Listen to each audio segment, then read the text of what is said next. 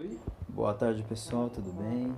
Meu nome é Edson, sou professor e agora vamos começar com uma aula animada sobre nomenclatura de compostos orgânicos. Vai eu e o cavalinho agora no 1, 2, 3 e vai! Beleza, olha aí. Capítulo 5, Química 1, Regras Básicas da Nomenclatura Orgânica. Tá lá no seu livro, né? Vamos lá dar uma observada no que tem e o cavalo tem a dizer para você. Segue então. Primeira parte disso tudo é observar os prefixos. Primeira coisa que você vai fazer é descobrir a quantidade de carbono que tem num composto orgânico. Mas antes disso, a gente tem que saber os prefixos principais. Sempre vai partir, a primeira parte que vamos observar aí é a quantidade de carbono, número de carbonos na cadeia principal.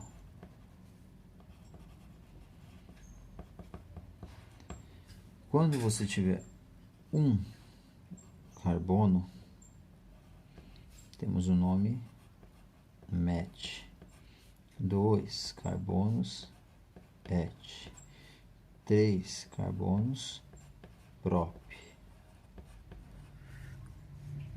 4 carbonos, but. 5 carbonos, pent. 6 carbonos, 6 carbonos, X. 7 carbonos, et. 8 carbonos, oct. 9 carbonos, non. 10 carbonos, dec. Segue aí até 11 um dec, 12 do dec, 13 tridec, mas não é necessário agora para fixação de conhecimento e para você dar nomes. Até o 10, se você já guardar, vai ser de muita valia. A segunda parte que vem, a gente fala dos infixos, sobre a saturação do carbono. Então, segunda parte são os infixos, ou a saturação. Quando você tiver uma ligação simples, né, a gente chama de an. Apenas um traço entre carbonos. Entre carbonos. Quando você tiver 2 traços entre carbonos, chamamos de en. Quando você tiver 3 traços entre carbonos, chamamos de in. É entre carbonos. Então, esse é o infixo. E, por fim, nós temos a terceira parte, que são as funções.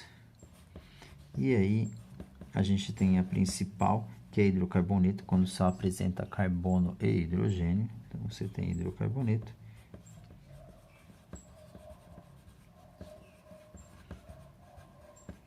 A terminação do composto será em O.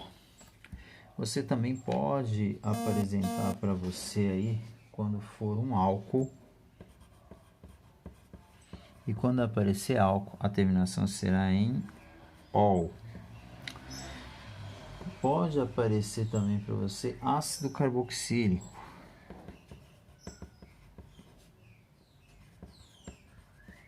Isso aqui é daquelas nomenclaturas e dos nomes das funções que estávamos aprendendo nas aulas passadas aí. Ácido carboxílico, você vai terminar em oico. Como é que eu vou saber, professor? Onde eu vou identificar? A função álcool vai aparecer uma hidroxila, o OH preso à cadeia. O hidrocarboneto só apresenta C e H. Essa é a primeira parte, a parte mais básica, ok? Fora elas, nós temos os radicais. Radicais são grupos soltos na molécula. Mas antes dela, vou dar alguns exemplos aqui para seguirmos adiante.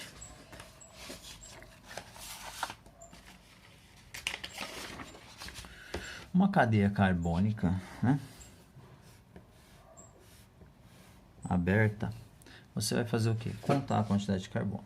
você vai observar ali que aqui eu tenho um carbono, 2 carbonos, 3, 4, 5, 6.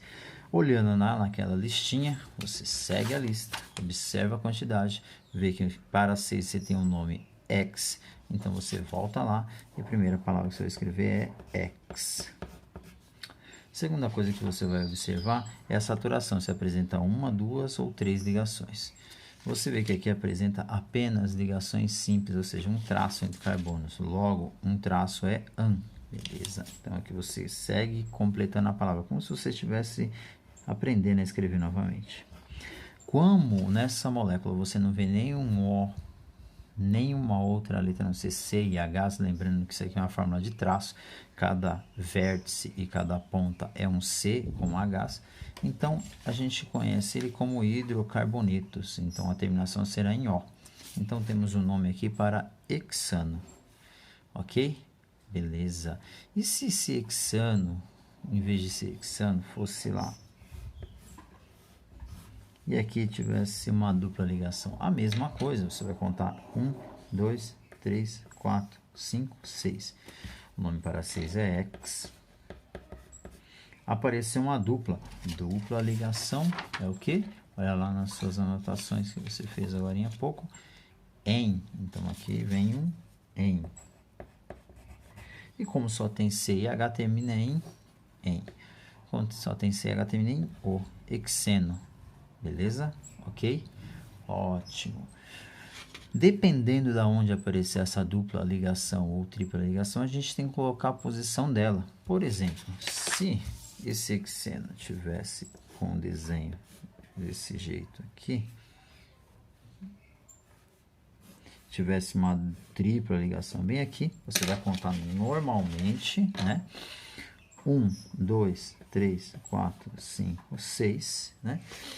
E essa saturação, essa insaturação, ela tem que aparecer, na verdade, com o menor número possível. Você viu que contando 1, 2, 3, ela apareceu no carbono 3. Se você contar 1, 2, 3, também vai ser o carbono 3.